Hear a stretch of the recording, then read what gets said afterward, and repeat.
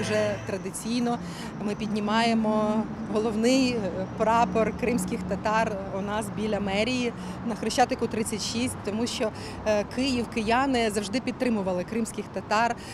І на сьогодні кримсько-татарський стяг він є символом незламності, символом боротьби за свою землю, символом єдиної української політичної нації. Для нас дуже важливо і символічно підтримати в цей день всіх кримських татар, які сьогодні в місті Києві, які сьогодні по всій країні, по всьому світу.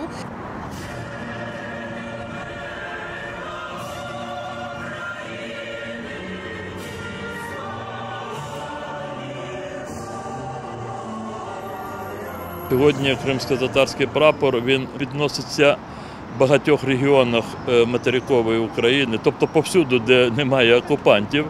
І це говорить про ставлення українського суспільства, держави в цілому до Криму, до кримсько-татарського народу. Це говорить про впевненість і суспільства, і держави, що і державний прапор України як символ відновлення суверенітету України над Кримом, і кримсько-татарський національний прапор в майбутньому у звільненому Криму будуть майорити разом.